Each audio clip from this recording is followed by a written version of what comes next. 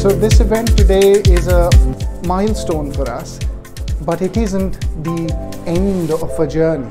And health inequalities, really, when you think about it, because of the variations in health experiences, variations in outcomes, and variations of what communities want and need from a personalisation point of view, are so widespread across Sussex that it's really important we gather from time to time, like we did today, to take stock of what we've been able to achieve. So it was a celebration event, but it was also a learning in action conference where we all got together to think of what we can learn from each other and from national figures. So we've had some really powerful national speakers, including our Chief Exec, Adam Doyle.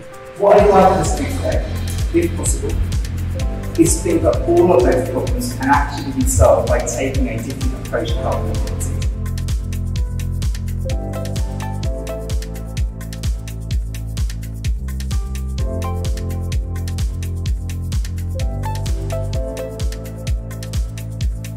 So as our chair summed up, we've achieved some, but there is a big challenge and we need to work further to get traction on the goals we want.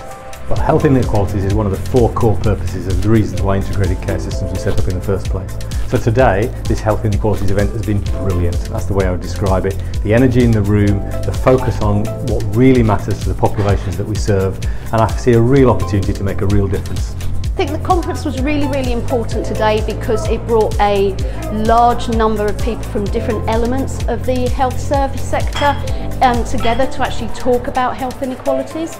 As an ICB a year on, we have an opportunity to bring people together from across sectors, across organisations that are like-minded and have a similar passion, a mutual passion and motivation to make a difference in people's lives. Ultimately, that's what it's about. I really had a great time today, really interesting to hear from Bola about health inequalities work going on nationally. Health inequalities are the fuel behind the fires of what we call today's priorities.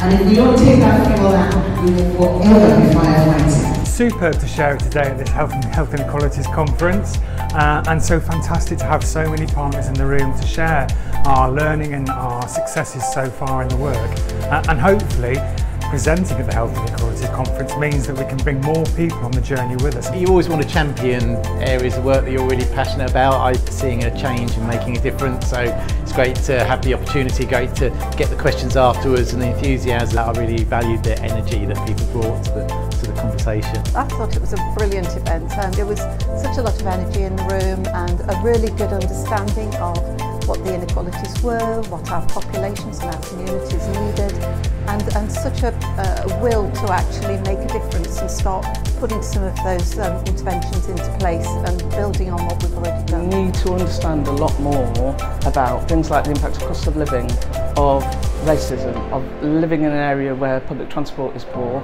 on people's ability to access healthcare, and not just for NHS Sussex but all of our partners to do what we can to mitigate those barriers to accessing healthcare. So today is absolutely fantastic because we're having that conversation, building on good work that's already been done, taking lessons where we can from other places and thinking about how we can really deeply embed that into our day-to-day work in Sussex.